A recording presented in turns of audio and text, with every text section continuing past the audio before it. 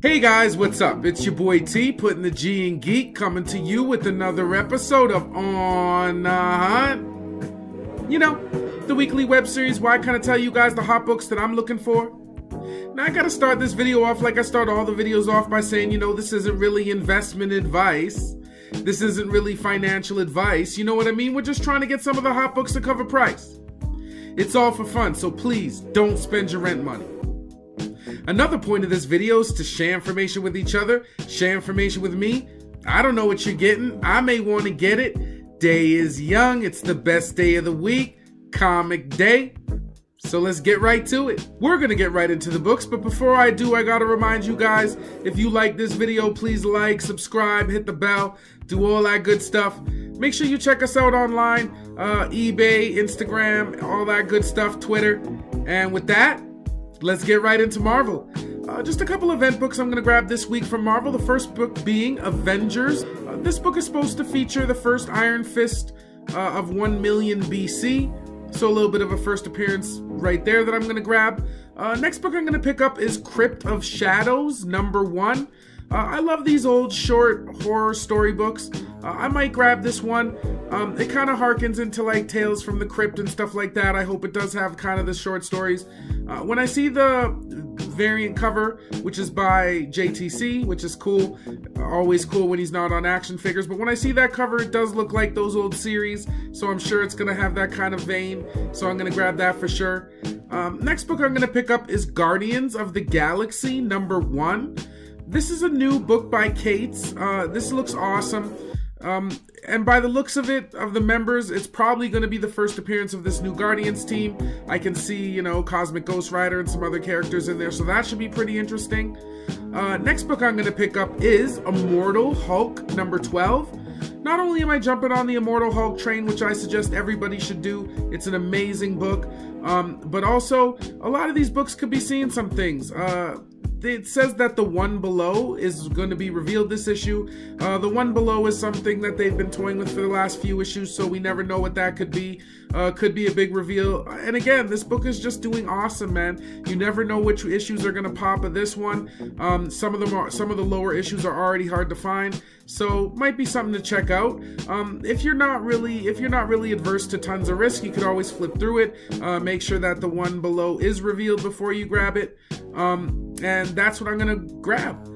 Moving right along, I'm going to grab Superior Spider-Man, #2. This might be the first appearance of a cosmic-powered Superior Spider-Man. I kind of saw a little bit of a spoiler of some panels where it kind of showed him and how he looked.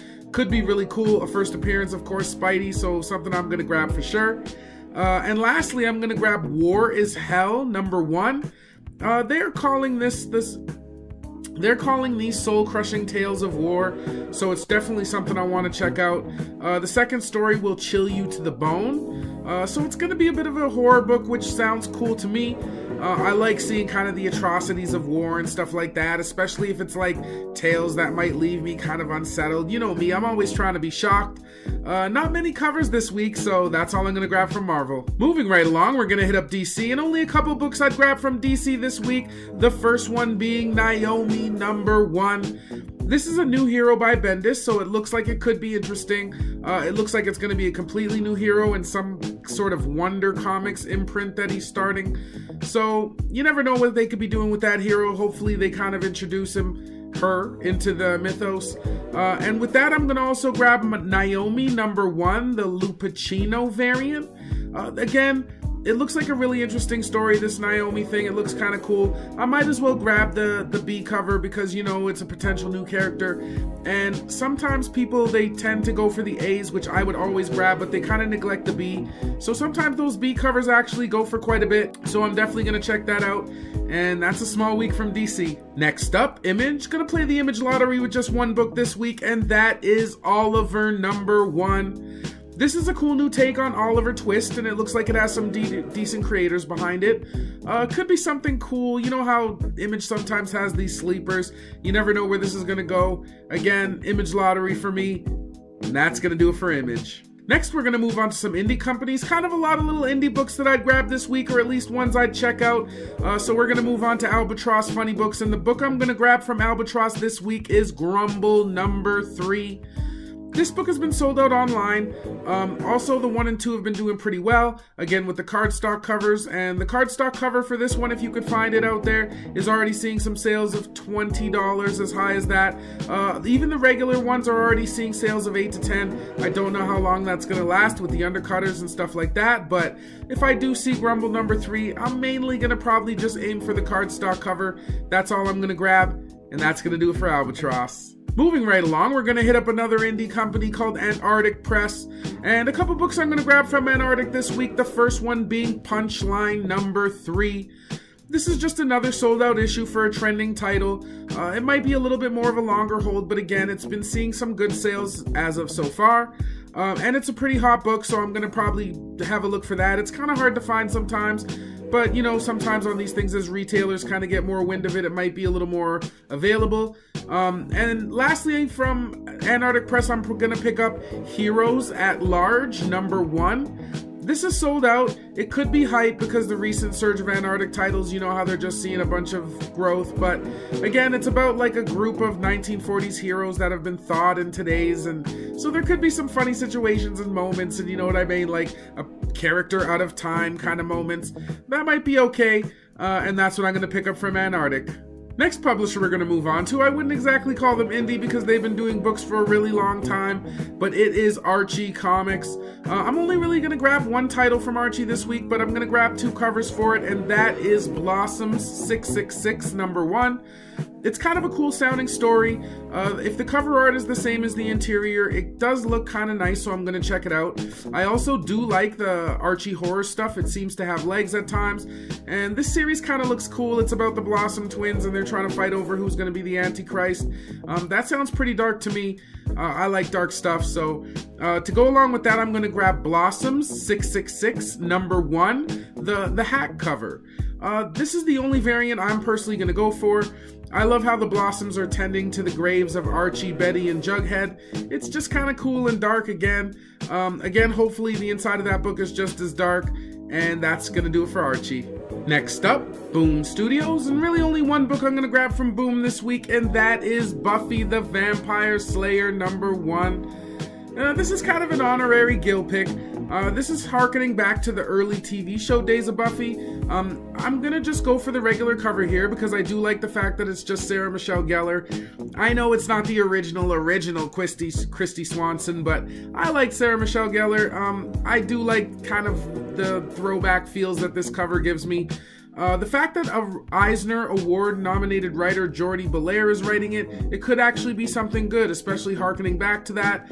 Could be a series that people clamor onto, so I am going to have a flip through it and kind of check it out. I don't know if it's going to grab me immediately, but it's definitely something to check out from Boom, and that's going to do it for Boom. Next, we're going to move on to Coffin Comics, and only really one comic I'm going to grab from Coffin, and that's just for the cover, and that's just for my cheesecake bag, and that is Lady Death Hell Raiders number 1, the bombshell pinup variant.